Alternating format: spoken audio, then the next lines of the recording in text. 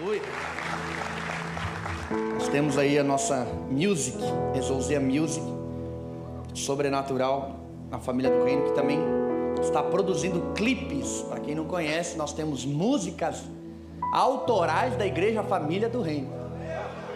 Clipes estão sendo gravados, estão sendo publicados no YouTube. Se você quiser, tem lá dentro do nosso canal do YouTube, da Família do Reino, do nosso apóstolo. Você pode acessar esse clipe e será abençoado. Amém? Quantos querem ouvir a voz de Deus? Amém. Eu também quero, estou na expectativa. Para isso que eu leio a Bíblia, irmão. Para isso que eu oro. Porque eu quero ver o dono da Bíblia manifestando os seus sinais. Eu quero ver o sobrenatural nessa noite. Aleluia. E hoje Deus vai falar com você. Amém? Abra sua Bíblia no primeira epístola de Paulo aos Coríntios, capítulo 4.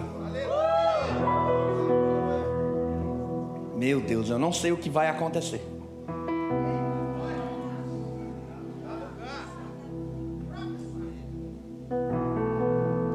Aleluia. Quanto maior demanda você tiver, mais Deus vai se manifestar. Aleluia. E hoje a fila está pequena.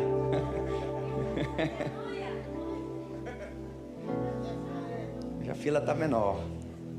Aleluia. Quem achou, diga amém. Amém. Quem olhou para o telão, diga amém.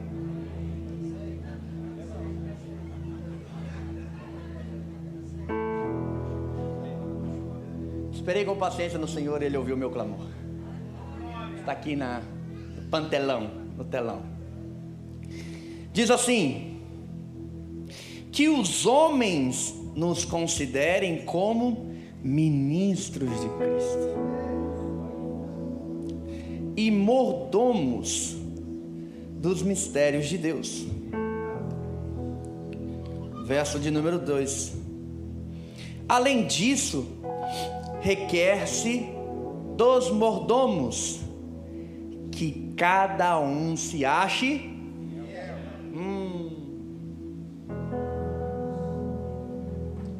Nessa noite nós vamos mergulhar nesse texto, na epístola que Paulo escreveu a Coríntios, a igreja de Corinto, que está precisando de uma correção e uma orientação. Então Paulo ministra a igreja de Corinto, prega a igreja de Corinto, e no capítulo 2 você vê que ele não apenas prega, mas ele demonstra. No capítulo 2, Paulo vai dizer que não veio falar com palavras persuasivas ou de filosofias humanas, mas em demonstração do poder de Deus. E esse texto, capítulo 2, é carregado de autoridade, de poder e de sinais. E Paulo continua orientando esta igreja, visto que, muita atenção agora, tem muita gente dizendo: eu queria que fosse a igreja primitiva. Eles olham para igrejas atuais e falam: eu queria que essa igreja fosse como a igreja primitiva. Se você ler a epístola de Paulo aos Coríntios, você vai ver os BOs que tem dentro de uma igreja primitiva.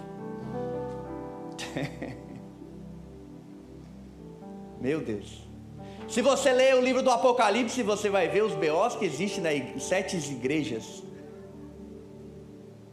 da Ásia. E tem muita gente querendo trazer a igreja primitiva, porque acha que ali era 1000 maravilhas, mas era um BO atrás do outro. Era descascando laranja e abacaxi ao mesmo tempo.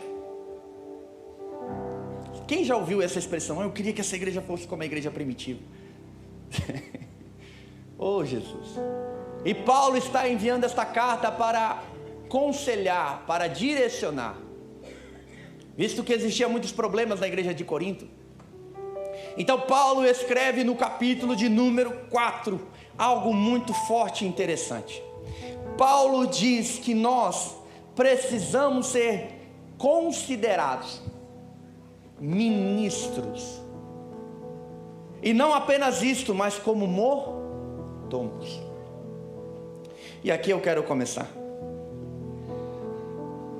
Esta palavra mordomo no grego significa oikonomos. Oikonomos. Mordomo no grego tem várias traduções, mas uma delas é gerente, é supervisor.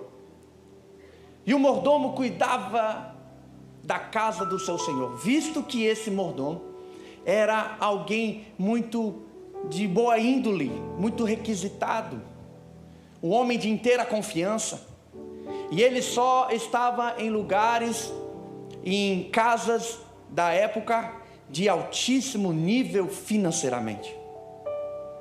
Só um homem rico poderia ter um mordomo. Esse mordomo cuidava das coisas do seu senhor. Quem lembra de José? José é como se fosse um mordomo de Faraó. Ele administrava, ele cuidava de todas as finanças, de toda a organização, de toda a logística da casa do seu senhor. Em outras palavras, o mordomo era aquele que tinha acesso, é aquele que tinha as chaves. Posso começar, não? Uau. O mordomo é aquele que sabia onde estava o arroz, o trigo. O mordomo era aquele que sabia onde estavam as joias. O mordomo é que sabia onde estava o dinheiro, o cofre. O mordomo sabia qual era o gosto do seu senhor, qual era a roupa que ele usava, qual era o café que ele tomava. Estou parafraseando para os nossos tempos. Ele sabia qual era o vinho que o seu senhor gostava. Ele sabia qual eram as manias do seu senhor. O mordomo era alguém que estava com muita confiança em um lugar de destaque. O mordomo era alguém que tinha acesso, diga acesso. Esse acesso, naquela época não existia restrições. O seu senhor viajava e deixava a sua fazenda, toda a organização nas mãos do mordomo, do gerente. E essa pessoa poderia ser ou um escravo, um servo livre, ou alguém de confiança do seu senhor. E aí Paulo vai usar e conjecturar e vai trazer para a nossa realidade. E ele diz que Deus espera de nós que nós sejamos ministros e mordomos. Esta palavra mordomo significa que Deus tem confiado todas as coisas aos seus ministros. Deus tem confiado as grandezas, as riquezas, todo o governo da terra está nas mãos dos ministros. Deus tem confiado à igreja, aqueles que estão à frente do ministério, a autoridade, o governo e o domínio. Deus tem entregado as bênçãos, Deus tem entregado todo o acesso para esses ministros. E Deus requer que cada ministro seja mordomo.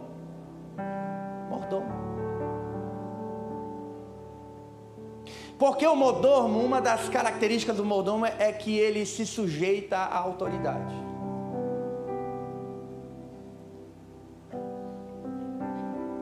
Uma das características é que o mordomo, ele não tem a língua grande.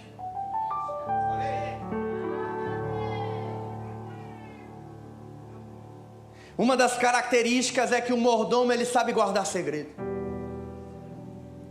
Porque ele foi chamado para administrar e não dar sugestões. O mordomo é alguém que o seu senhor confia, que ele pode estar a todo tempo ao lado, e quando precisar, o mordomo está à disposição. Mordomo de confiança do seu senhor era aquele que já preparava todo o caminho, o trajeto, a mesa, os locais, o guarda-roupa, deixava tudo pronto, organizado, para que a hora que o seu senhor chegasse, estivesse tudo no lugar. O mordomo que Deus espera, que Paulo está dizendo aqui, é que os ministros que têm autoridade, que foi delegado a unção, o poder, eles sejam servidores, eles sejam servos. Não é porque Deus, o Senhor deu autoridade para o servo que ele é maior do que o seu Senhor. Não é porque ele confiou algo poderoso, é que ele pode usurpar. Glória a Deus. E o mordomo, ele é alguém que tem as chaves, diga chaves. Ele sabe aonde acessar, ele sabe aonde encontrar, ele sabe o que Deus, o seu Senhor depositou nas suas mãos, ele sabe a responsabilidade que é cuidar daquilo que ele está responsável. Até aí tudo bem? Amém. Amém. Somos mordomos. E esse mordomo precisa ser fiel. Por que ser fiel, pastor? Verso de número 2. Coloca para mim aqui no telão.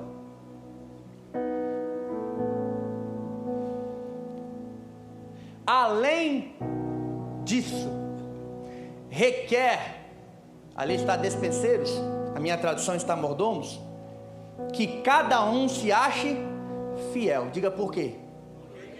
Porque o que Deus vai entregar é grande. O que Deus vai entregar é imensurável. O que Deus vai entregar não tem preço, não tem o que possa pagar financeiramente. O que Deus vai trazer é algo incalculável. E você precisa tomar esse cuidado para não se ensoberbecer, para não se orgulhar. Você é um mordomo. Nessa noite Deus me colocou como mordomo. E eu amo servir a minha igreja, amo servir a casa, amo servir aquilo que Deus designou para mim fazer. Porque eu entendo que tudo é dele, tudo é para ele. O que eu estou fazendo é administrando. E se Deus achou em mim alguém para confiar, é porque ele viu fidelidade. E esse critério ainda perdura nos dias de hoje. Deus ainda procura os fiéis da terra, porque ele tem grandes riquezas para entregar. Mas a pregação não acaba aqui.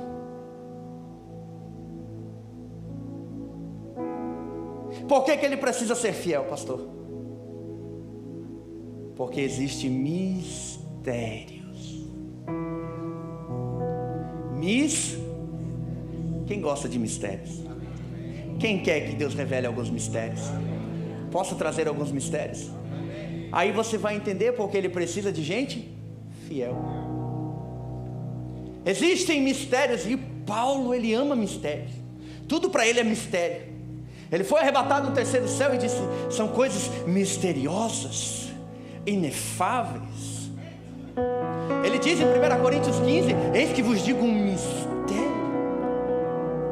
Paulo era um homem cheio de mistérios, de penumbras.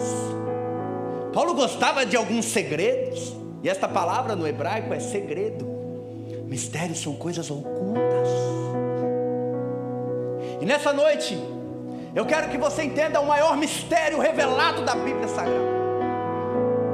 Quantos estão prontos para entrar comigo na mensagem? Existe um mistério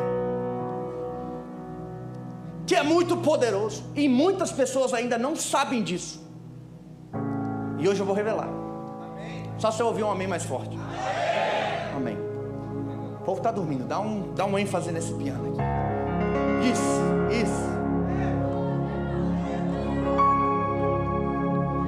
Existe um mistério que foi revelado, e Paulo Ele era um doutor da lei, ele era um conhecedor da lei, era um fariseu. Paulo sabia das Escrituras, Paulo sabia da Torá, da Taná, sabia dos escritos. Paulo conhecia sobre o costume e a sua religião do judaísmo. Mas houve um mistério, diga um mistério, que ele não sabia, mas foi revelado. Música de mistério.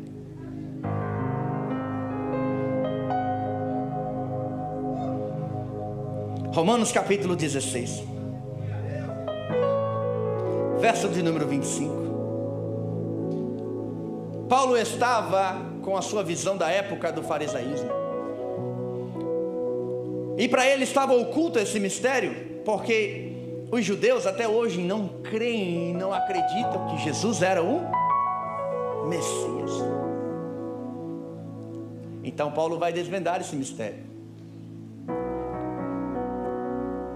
Ora, aquele que é poderoso para vos confirmar segundo o meu evangelho e a pregação de Jesus Cristo, conforme a revelação do mistério.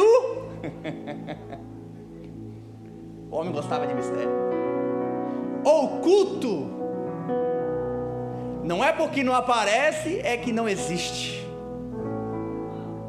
A minha mão está oculta, mas ela está aqui.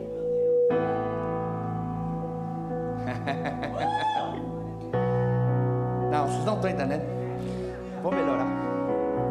Não é porque não aparece, é porque não existe, é porque não tem, é porque está oculto ainda. Não é porque eu não estou sentindo nada, é que não tem. Não é porque eu não estou sentindo arrepio, é que não está. Oh, Jesus. Um mistério oculto, que desde os tempos eternos esteve oculto. Verso, continua. Mas que se manifestou agora e se notificou pelas escrituras dos profetas, segundo o mandamento do Deus eterno, a todas as nações, para a obediência da fé. Jesus, o Filho de Deus, estava oculto, estava num lugar aonde o Antigo Testamento não conseguiu encontrar. Mas Paulo gostava de um mistério. Diga assim ou não? Diga amém. Isso, diga amém. Gênesis no capítulo 1, Paulo foi ler sobre o Bereshit.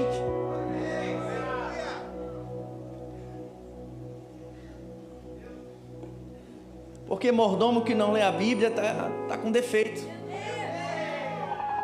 Mordomo que não sabe o que é os mistérios de Deus, nessa noite vai saber. Nessa noite vai entender com profundidade. Porque o que o Senhor nos entregou não é pouco, é muito, é muito, é muito. O que Deus nos revelou é algo sobrenatural, que vai mexer com todo o ambiente da nossa sociedade. O que Deus revelou e vai nos revelar é algo poderoso, é algo intenso. Nessa noite Deus vai revelar aos filhos desta casa. Então Paulo lê em Bereshit e vê que lá está escrito no princípio. E ele vai lá em Colossenses no capítulo 1. Meu Deus, my God.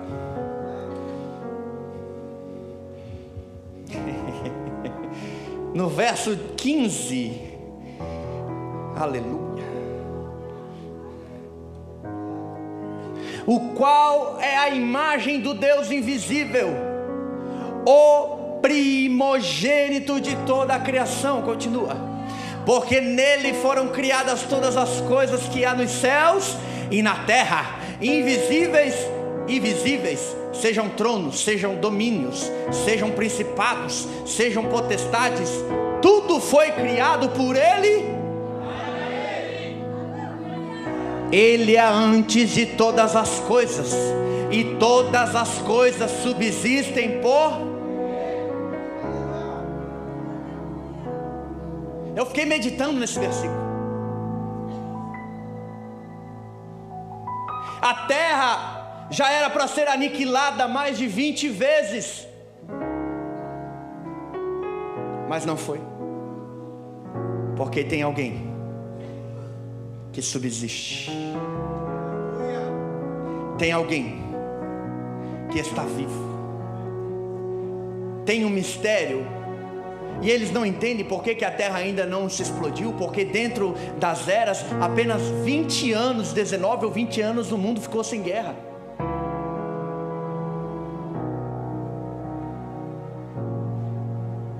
Todas as coisas estão no seu controle. Todas as coisas subsistem por... E se a terra está aqui hoje é porque Ele vive. E ele encontrou esse mistério e disse: ei, ele é antes da criação. Abra para mim João capítulo 1, verso 1. Há um mistério. Esta palavra, no princípio, não é apenas uma palavra Bereshit, mas é alguém. E eu preciso dizer isso porque tem gente que não conhece ainda os mistérios. Estava oculto até hoje. João capítulo 1, verso 1. No princípio era o... E o verbo... E o verbo era... A palavra.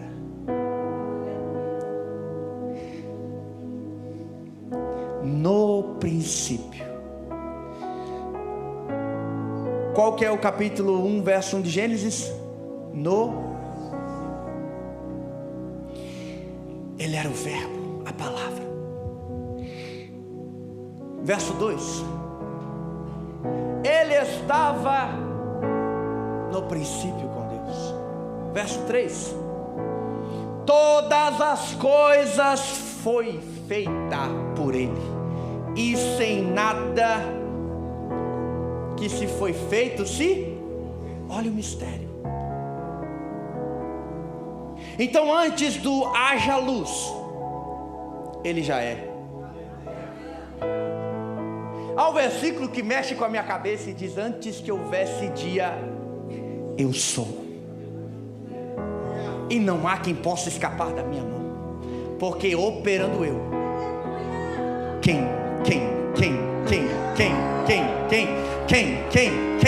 Ainda não existe pessoas para responder essa pergunta. Passou vários ditadores, passou vários líderes, mas ainda ninguém respondeu essa pergunta: quem me impedirá? Então Cristo se revelou. Era um mistério oculto que estava aos olhos, visto que até hoje os judeus não aceitam que Ele é o Messias. Eles estão tão tramolhados na sua tradução oral, nos seus vernáculos, nos seus estudos, no hebraico tradicional, no aramaico, tão perdido no meio das letras e não conseguem achar o Espírito nela. Mas Paulo está dizendo: os mordomos, eles conhecem os mistérios. Ele conhece o Deus que ele serve. Eles até hoje precisam bater a cabeça no muro das lamentações. Esperam, gemem, clamam para que se levante aqueles muros novamente. Mas nós, que somos mordomos, sabemos que aonde estiver 2 ou 3 reunidos, não precisa de espaço, não precisa de lugar, não precisa de liturgia. Aonde invocar o nome dele, ali ele está presente. Talvez você quer ir até Israel para se vislumbrar. Eu te convido nessa noite você ir para o céu de glória. Aquilo que os judeus buscam do outro lado, a humanidade busca do outro lado, nós temos aqui presente nos dias de hoje. Clama a mim, busca a mim, e eu me revelarei, e anunciar-te-ei grandes coisas e firmes que não sabe. Não precisa mais de geolocalização. Clama por Ele aqui agora, chama por Ele aqui agora, porque Ele se revelará.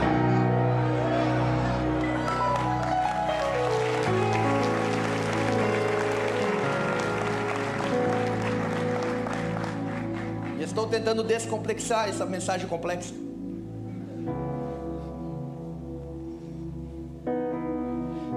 Segundo mistério que Paulo entendeu, Hebreus capítulo 11, verso 1.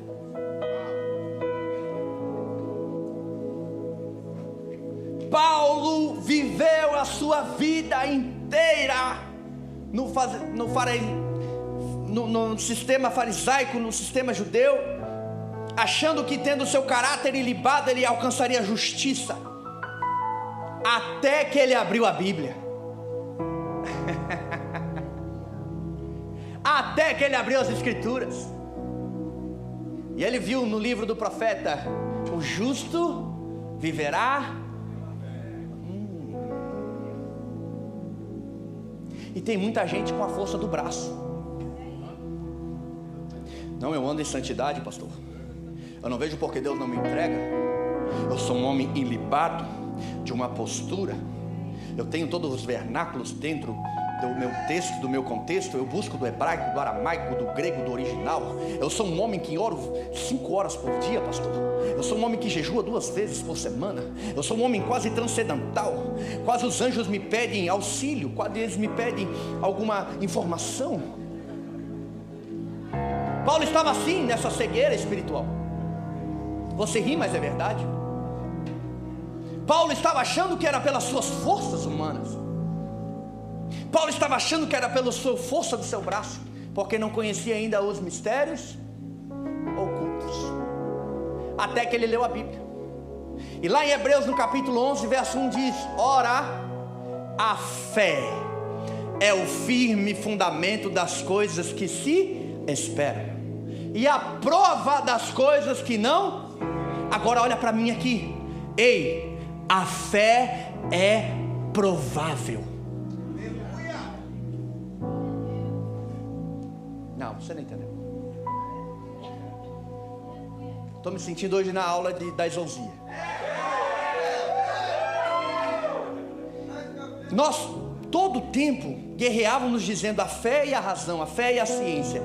Esse texto não está dizendo que a fé é imaginária. A fé está no âmbito da imaginação, da viagem na maionese. Não. Diga a prova das coisas que não se vê.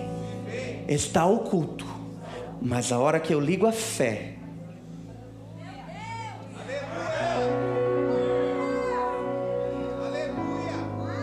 ninguém está vendo, mas a hora que eu ativo a fé, eu não preciso sentir meu corpo arrepiar. A hora que eu ligo a fé e digo: eu sei que Deus está comigo, eu sei que Deus está conosco, Deus está neste lugar, e é impossível não ser curada, é impossível não ser liberta, é impossível não ser transformada. Você está ativando a sua fé, dizendo: Senhor, aquilo que está no oculto se manifesta, se manifesta.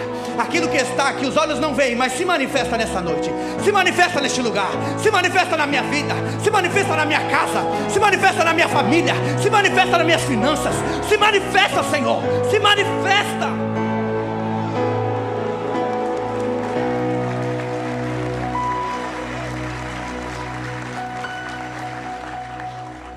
Uau, que mistério.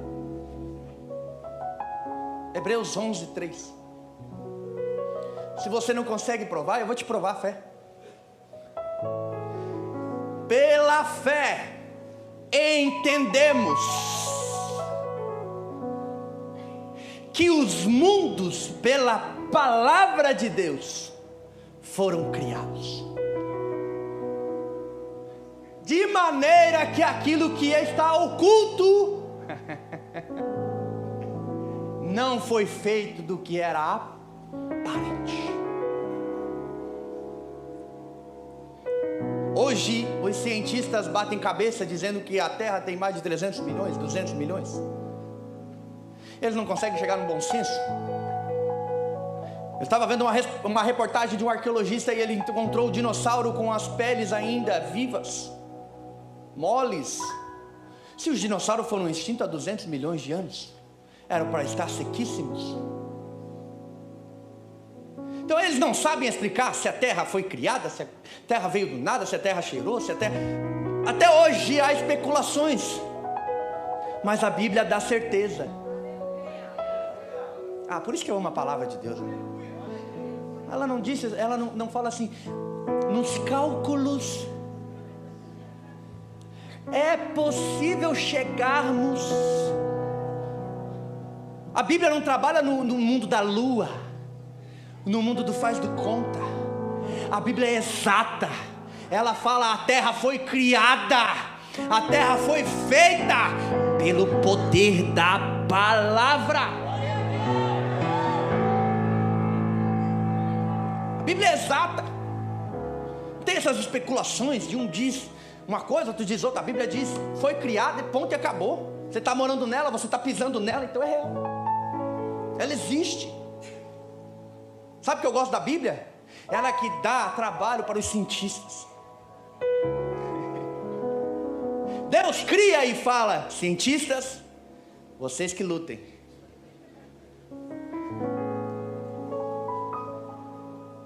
Deus faz a cura, o milagre, e Ele diz: médicos, vai tentar explicar. Ele faz a estrutura da terra e chama PhDs. Uma vez Jó foi tentar ser PhD com Deus. Ele foi tentar tirar uma casquinha de Deus. E lá no capítulo 38 diz assim: Jó, aonde você estava quando eu coloquei os alicerces da terra? Jó, aonde você estava quando eu ensinei a dar o destino às aves nos céus? Jó, aonde você estava quando eu coloquei os limites do mar? Sabe o que o Jó fez? Nada. Não serviu de nada o diploma. Serviu para ele ter um caminho. Mas quando ele se encontrou com o dono, o Criador, ele teve que dizer: opa, eu não sou o que eu pensei que era. Terceiro mistério. Vocês estão comigo? Amém. Meu Deus. Efésios capítulo 2, verso 1.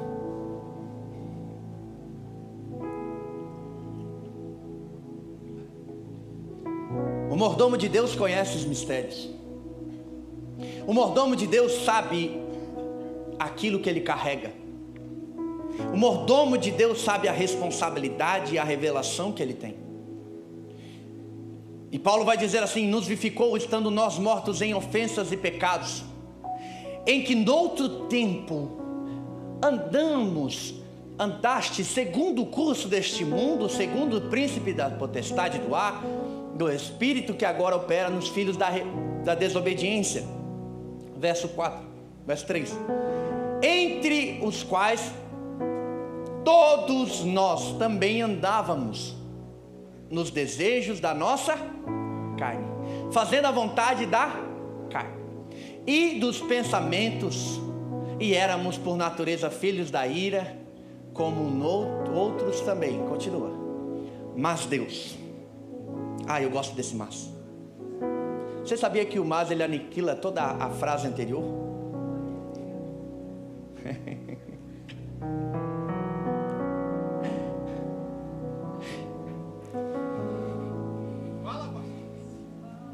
Vou falar. Tem muita gente que está falando do seu passado, de quem você era. É porque ele ainda não ouviu o mas do Senhor.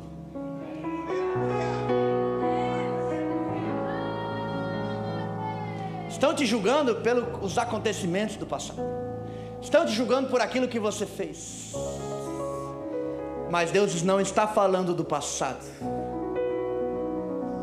Deus não te olha como os olhos dos homens te veem. Tem sempre o mais de Deus na sua vida. Mas Deus, que é riquíssimo em misericórdia, pelo seu muito amor que nos amou.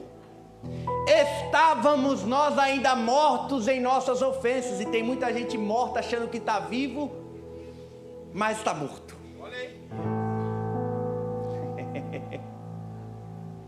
Nos vivificou juntamente com Cristo. Pela graça sois salvos. Quando o mordomo entende que ele já não está mais no velho homem, as suas atitudes são diferentes. O mordomo que está com Cristo, ele tem as características do mesmo. Ele é fiel, ele é obediente, ele é submisso, ele é conselheiro, ele é confiável, ele é uma pessoa de boa índole, de bom caráter. Ele promete, ele faz, ele fala, ele paga. Ele tem uma boa reputação, porque ele carrega o título de mordomo do reino de Deus.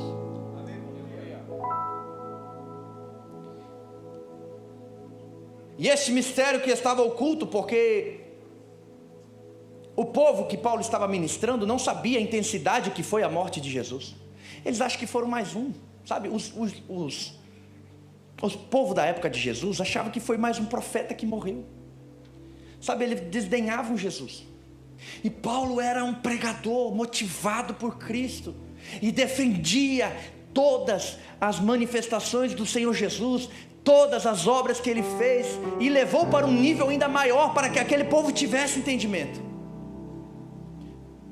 Até hoje tem muita gente que acha que Jesus é apenas um homem que desceu na terra para fazer mensagens bonitas, teologias bonitas, olha, instruções que levam a paz na alma.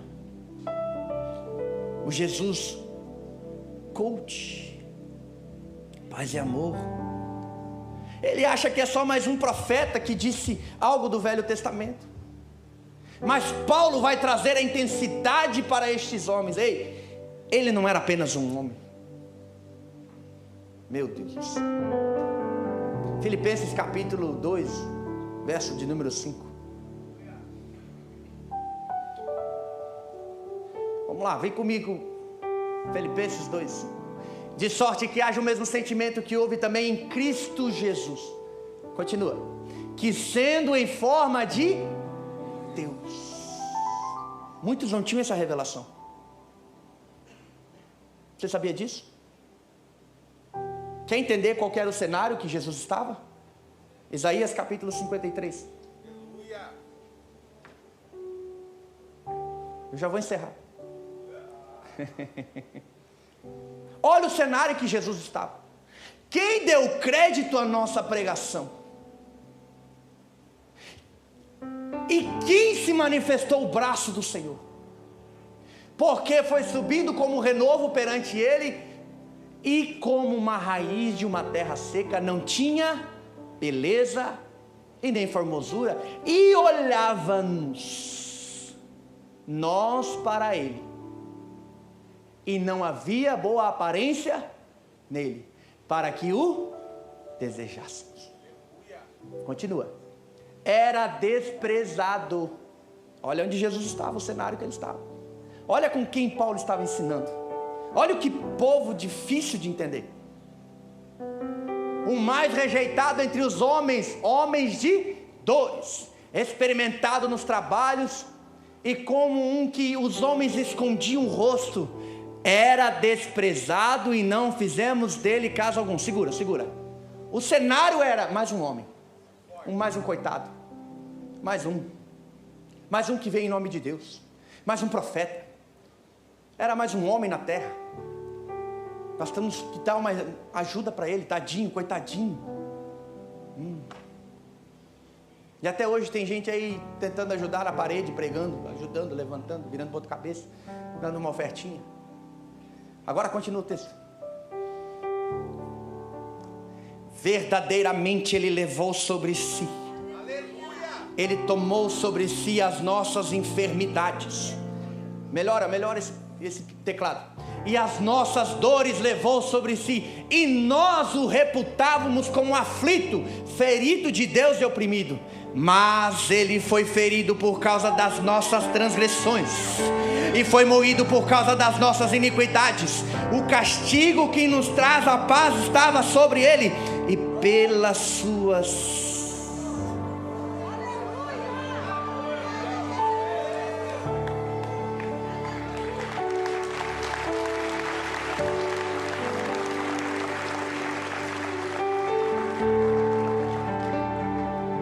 O mordomo sabe dessa revelação.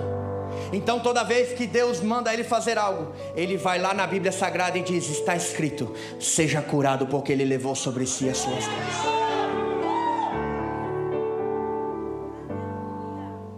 O mordomo sabe onde está escrito, ele sabe essa revelação. Ah, você está com depressão? Vem aqui que eu vou orar por você. O dono todo-poderoso vai te curar agora.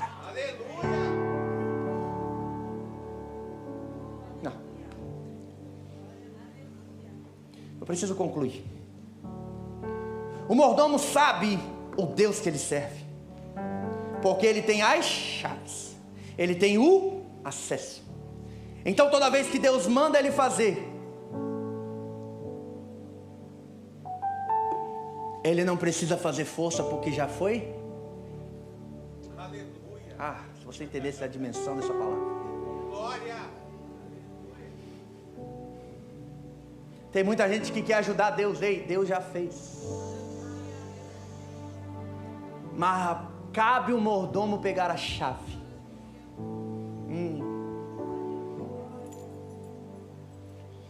Tem muita gente ainda que não entendeu o mistério. Certa feita Jesus olhou para Pedro e disse: Pedro, tu és Pedro, mas eu vou te entregar as chaves do reino. Toda vez que você precisar de algo, Pedro, está liberado. Meu Deus, você não der glória nesse mundo.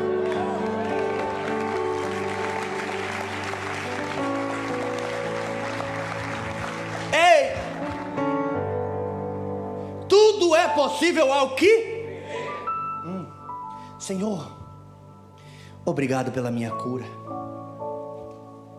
Ô Senhor, obrigado porque o Senhor é o meu provedor. As chaves.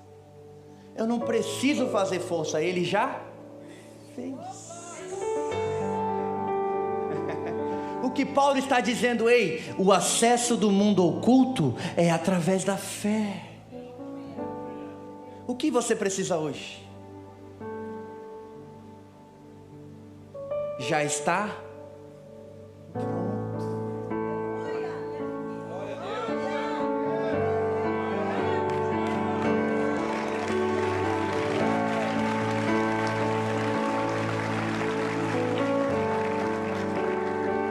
Eu já fiz, eu quero que você administre. Eu já venci a morte, eu quero que você liberte os cativos. Eu já levei as dores, então vai e cura. Eu já perdoei, então vai lá e ensina-os a perdoar. Não, esse texto aqui vai bugar a mente. Primeira epístola de João. E eu já vou finalizar. Capítulo de número 1, verso de número 9.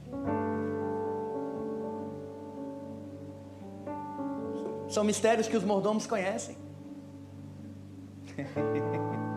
Eles têm acesso. Nós temos aqui o nosso segurança, ele tem a chave de todas as salas, pastor. Eu não preciso que ele construa a sala.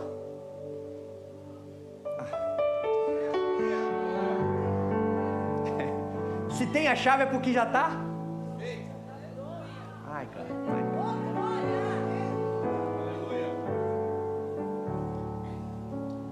Ai, meu Deus. Eu gosto do meu apóstolo, porque ele diz: filho, vai lá e faz. Vai lá passando no financeiro, pega e faz. Vai lá na rua tal e faz. Vai lá, porque já está. Será que é muito? Deus está pedindo o quê? Fidelidade. Porque se Ele confiar a mordomos infiéis, eles vão querer usurpar. Eles vão querer se vangloriar. Eles vão querer se enaltecer. Por isso Deus está procurando mordomos fiéis. E eu vou finalizar. Mordomo, ele sabe que com a sua força humana ele não consegue o perdão. Perdão era algo quase que impossível. Na verdade era impossível no Velho Testamento. O homem ser perdoado, pastor Adriano, era quase impossível. Dizer que um homem era perdoado era se colocar acima de Deus, que era perfeito. Era dizer: eu sou Deus, eu te perdoo, porque eu não tenho pecado. Olha só que tão forte que era para os judeus, para os israelitas da época. Por isso vinha um animal e eles degolavam um animal, e o animal morria no lugar daquela pessoa, mas se tapava o pecado, não tirava o pecado. O pecado estava ali ainda. O pecado estava na humanidade. Antes de ler esse texto, abra para mim 1 Coríntios capítulo 15, verso de número 53. E eu finalizo. Antes de ler isso aqui.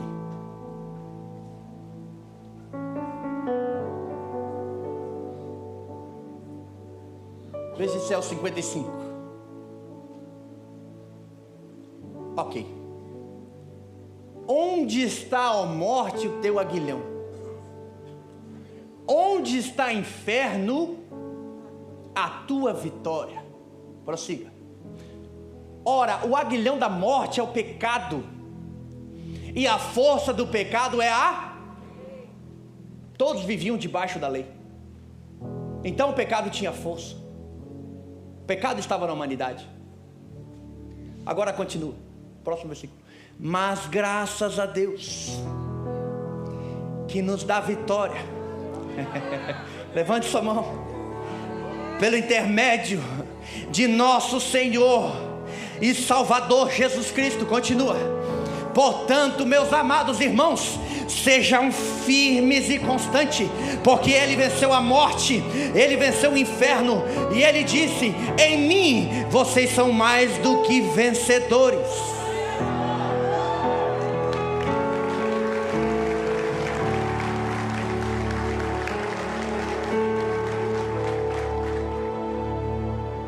Sempre abundantes na obra do Senhor. Paulo está dizendo: ei, não pare por causa, não tenha medo do pecado, não tenha medo da morte. O meu Senhor, o meu Deus, venceu o pecado e venceu a morte. E ele diz lá em João capítulo 12: ainda que esteja morto, viverás. Mordomo não tem medo de morte. Mordomo não tem medo do pecado, porque aquele que está em Cristo, nova criatura é, e as coisas velhas se passaram, eis que tudo se fez. Fica de pé comigo.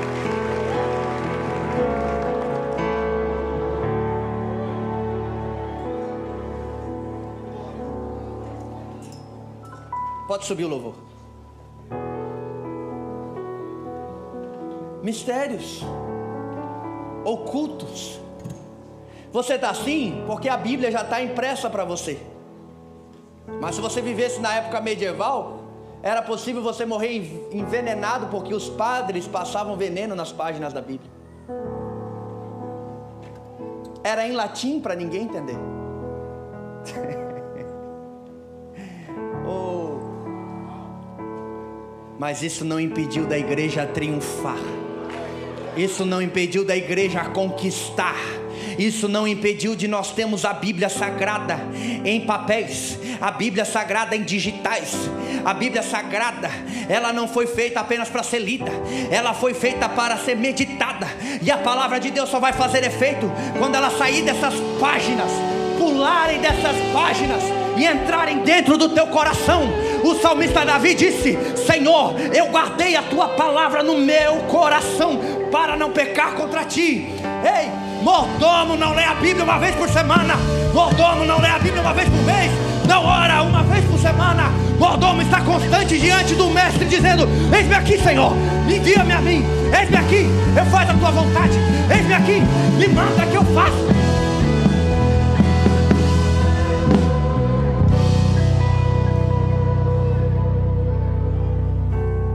Pena que eu tenho que encerrar, porque esse é um mordomo bom. Eu queria mostrar um mordomo ruim, porque Deus confia. Mesmo você sendo mal, você confia em pessoas. Deus também dá chance a pessoas. Deus também coloca pessoas em destaque. Mas sai daqueles que estão em destaque, o seu coração vai se manifestar.